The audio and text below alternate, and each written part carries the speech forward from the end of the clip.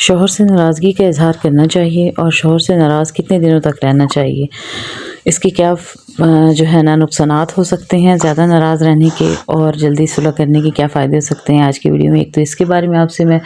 जो है ना अपना एक्सपीरियंस आपके साथ शेयर करूंगी, और दूसरी बात ये कि मैं अपने इस व्लॉग में आपके साथ फ़िश फ्राई करने का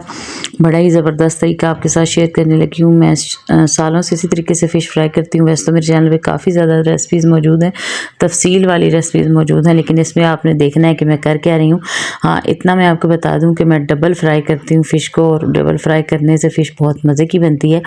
और जो मैं मसाले लगाती हूँ वो भी आप देख लीजिएगा साथ में, और मैं एंड में आपको मुकम्मल रेसिपी भी बता दूँगी। तो अस्सलाम वालेकुम माय यूट्यूब फैमिली, कैसी हैं मेरी प्यारी प्यारी बहनें बेटियां, जहाँ रहें खुश रहें आबाद रहें। अल्लाह पाक सब बेटियों के नसीब अच्छे करे, और किसी के सदके मेरी बेटियों के भी नसीब अच्छे हों। अच्छा जी, आज मैंने ना सारी रज़ाइयों के कवर कल परसों मैंने धोए थे, और ये 2-3-4 दिन पहले की वीडियो है। सारे कवर धो के रज़ाइयों को धूप लगवाई, क्योंकि इससे पहले तक हम लोग कंबल ही कर रहे थे। तो अभी थोड़ी सी ठंड हुई है तो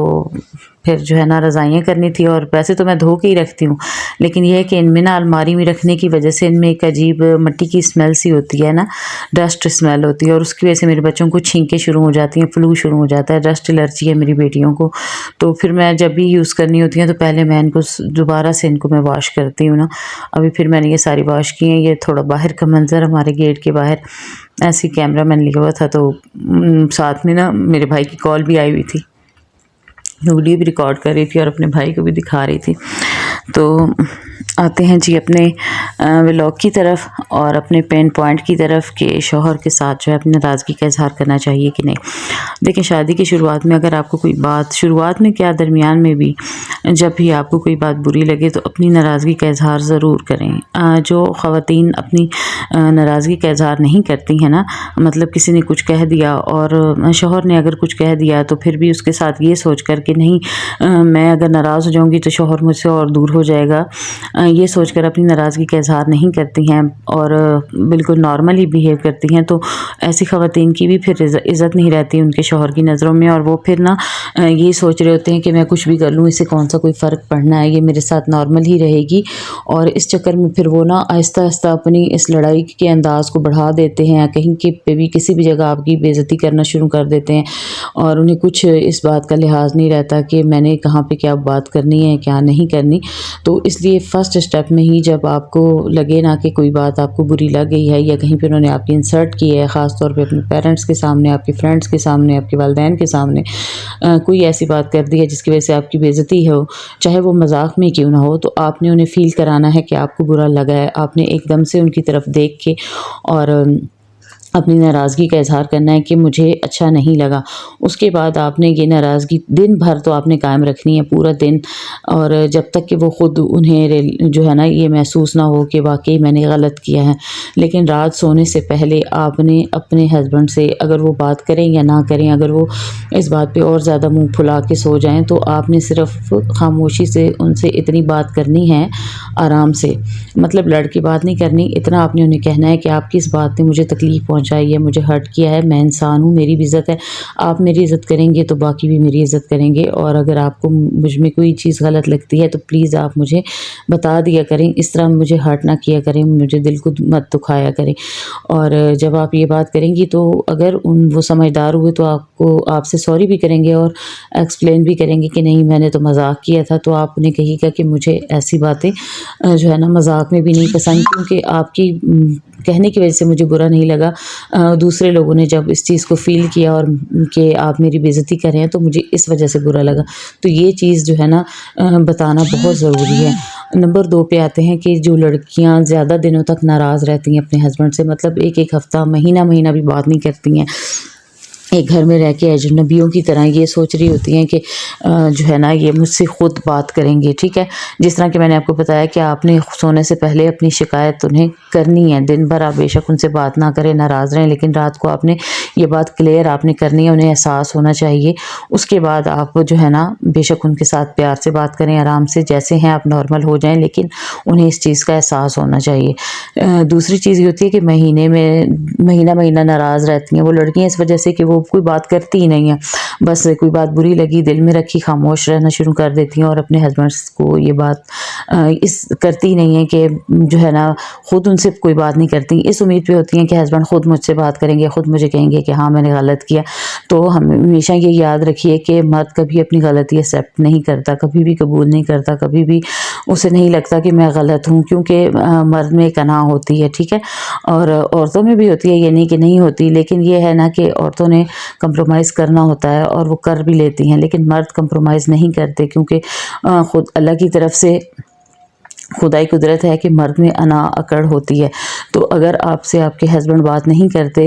और आपसे सॉरी नहीं करते, तो जिस तरह मैंने पहले बताया है कि आपने ख़ुद उनसे बात करनी है और ख़ुद उन्हें प्यार से कहना है कि आपकी ये बात मुझे बुरी लगी, मेरे दिल को जो है ना लगी है, और आप आइंदा प्लीज़ ऐसा मत कीजिएगा। मैं आपको बहुत चाहती हूँ, बहुत इज़्ज़त करती हूँ, बहुत पसंद करती हूँ आपको, लेकिन आपकी ये बातें मुझे आपसे दूर कर देंगी, तो प्लीज़ ऐसा मत किया करें। जब आप ऐसी बात उनसे करेंगी तो मुझे उम्मीद है, यकीन है मुझे कि वो कभी भी ऐसा नहीं करेंगे। पता है मेरे साथ क्या होता था कि मैं ना शादी के शुरुआत में जब मुझे अपनी सास की वजह से, हमारा दोनों मियाँ बीवी का पर्सनल लड़ाई हमारी कभी नहीं हुई थी, ज़ाती हमारी कोई लड़ाई कभी नहीं हुई, लेकिन उसके अपने या तो मेरी सास की वजह से होती थी या मेरी जेठानी की वजह से या उनके भाई की वजह से, मतलब कोई ना कोई ऐसी बात वो लोग कह देते थे जो मुझे बुरी लगती थी। लेकिन ये नहीं था कि मेरे हस्बैंड मेरे साथ लड़ाई करते थे, वो मेरी खातिर बात नहीं करते थे किसी से भी, ना भाइयों से बात करते थे ना माँ से बात करते थे, तो मुझे ये चीज़ बुरी लगती थी। तो मैं कहती थी कि आप सोच रही होती थी अपनी जगह कि ये बंदा मेरी खातिर स्टैंड नहीं लेता, मेरी खातिर इनसे बात नहीं करता, लड़ाई नहीं करता, तो इन्हें एक बार ये अगर कह दे तो ये दोबारा मेरे साथ ऐसा करना छोड़ देंगी। अच्छा, यहाँ पे मैं आपको बता दूँ, ये फ़िश जो जब लाई थी तो इसको पहले मैंने सिंपल सादे पानी से धोया था। उसके बाद मैंने इसको लेमन जूस, लहसुन अदरक का पेस्ट और आटा लगा के रख दिया था, नमक नहीं लगाया, नमक से मछली जो है टूटना शुरू हो जाती है, ठीक है। तो ये लगा के मैंने इसको तकरीबन आधे घंटे के लिए तो नहीं, 20 मिनट के लिए मैंने इसको रखा था। 20 मिनट के बाद इसको अच्छे तरीके से धो लेना है, और इसके पीछे ये जो छिलका होता है ना, ये बहुत ज़्यादा स्याह था, तो इसको मैं छुरी से थोड़ा सा रगड़ के ना साफ़ कर लेती हूँ। उसके बाद इसको मैंने स्ट्रेनर में आधे घंटे के लिए रख दिया था ताकि इसमें जितना पानी है वो अच्छी तरीके से निकल जाए। उसके बाद मैंने इसको घर के नॉर्मल के मसाले नहीं, मैंने इसको चिकन टिक्का मसाला और फ़िश मसाला लगाया था, और साथ में मैंने इसको लहसुन अदरक का पेस्ट और लेमन जूस, ये चीज़ें लाजमी लगानी है। उसके बाद मैंने इसके बीच में 2 अंडे भी इसको लगाए थे, और अंडे भी मैंने इसमें 2 डाले थे। अंडे लगाने से ना मसाला लॉक हो जाता है, ऊपर से उतरता नहीं है। और 2 चम्मच बेसन, 2 चम्मच मैदा, ये तीनों चीज़ें भी मैंने लगा दी और फिर इसको मैरिनेट करने के लिए रख दिया था। उसके बाद इसको जब फ्राई करना है ना, तो पहले स्टेप में आपने इसको फ्राई करना है हल्का सा, मतलब हल्का नॉर्मल ऑयल गरम होगा, उसमें आपने इसको डाल के और हाफ़ डन करके बाहर निकाल देना है। उसके बाद दूसरा स्टेप, दूसरी जो बाकी फ़िश होगी उसे भी इस तरह डाल के आपने हाफ़ फ्राई करके बाहर निकाल लेनी है, और तकरीबन एक बार जो फ्राई करके आपने बाहर जो निकालनी है ना, उसको 10 से 20 मिनट तक आपने बाहर रखना है। फिर 10 से 20 मिनट के बाद आपने उसको डबल फ्राई करना है। इस तरह करने से आपकी जो फ़िश के अंदर ये जो होता है ना, नमी सी आ जाती है, ढीली हो जाती है, वो नहीं रहती, क्रंची भी बनती है, टेस्ट भी उसका डबल हो जाता है, बहुत मज़े की बनती है। यहाँ पे अब मैं सबसे पहले लहसुन अदरक का पेस्ट लगा रही हूँ, और बाकी चीज़ें मैंने आपको बता भी दी हैं, आप साथ साथ देखते भी रहिएगा, ठीक है जी। तो आते हैं अपने अगले पॉइंट की तरफ। शौहर जब आपकी खातिर किसी से बात ना करे, लड़ाई ना करे, आपकी खातिर कोई स्टैंड ना ले,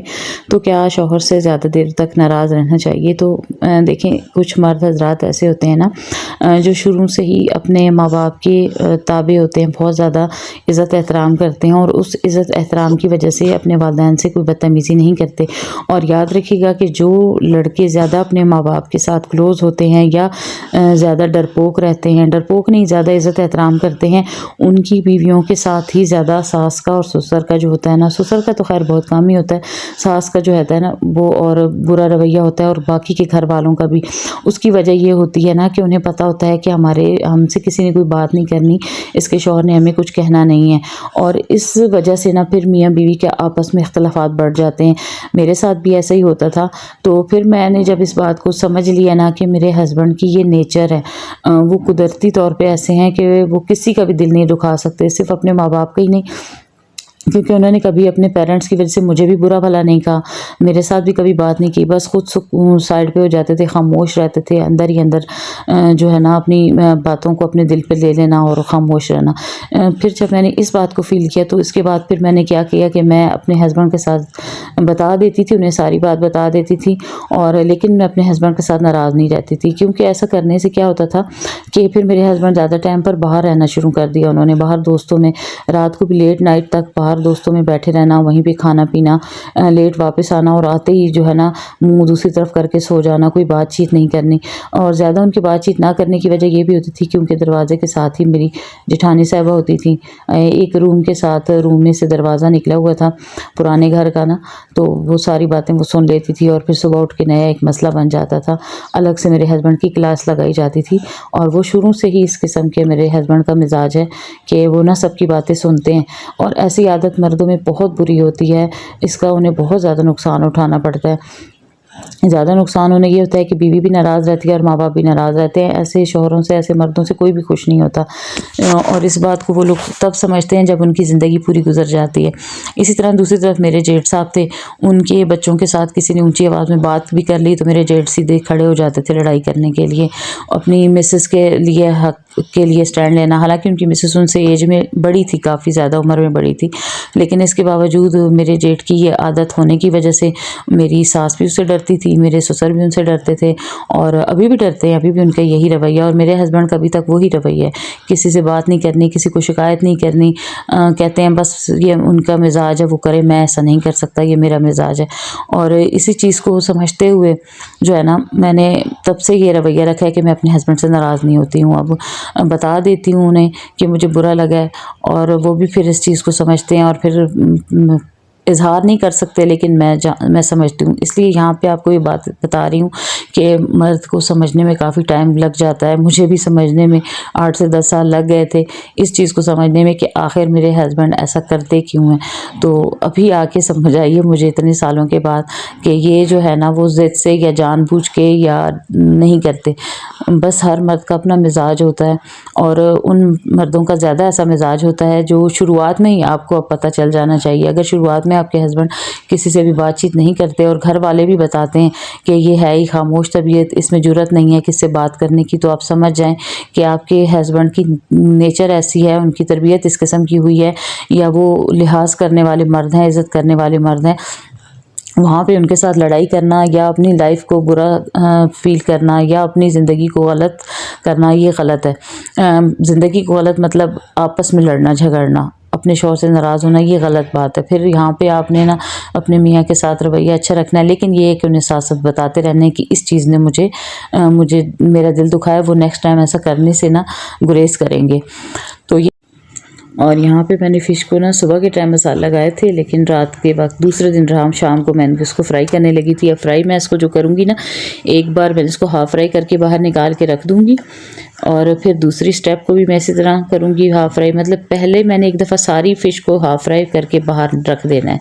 उसके बाद दोबारा मैंने इसको जब डबल फ्राई करना है तो उसमें ये इतने मज़े की बनेगी। और आप देखिएगा कि मेरी मछली के ऊपर से ज़रा सा ना मसाला उतरेगा, ना इसकी कोटिंग उतरेगी, ना ये टूटेगी, ना ये साथ चिपकेगी, इतनी मज़े। अच्छा जी, जाते जाते एक रिक्वेस्ट, चैनल को सब्सक्राइब लाजमी करें और वीडियो को लाइक ज़रूर कीजिएगा। आपका एक लाइक और एक सब्सक्राइब जो है ना मुझे बहुत मोटिवेट करता है। और मेरे चैनल पे आपको इसी तरह की मोटिवेशनल वीडियोस मिलेंगी, और मेरे चैनल पे प्लीज़ बैड कमेंट मत किया करें, मुझे बुरे कमेंट बिल्कुल पसंद नहीं हैं, क्योंकि मेरे चैनल पे जो है ना बेटियां भी आती हैं, अनमैरिड बेटियां भी आएंगी, वो भी पढ़ेंगी, और उनके लिए ये जो है ना मुझे बिल्कुल पसंद नहीं है कि कोई गलत कमेंट करे। जिनकी अपनी बेटियां हों वो उनको ऐसे कमेंट्स करने नहीं चाहिए, बेटियों वाले तो कभी भी ऐसा नहीं करते। अल्लाह हाफ़िज़।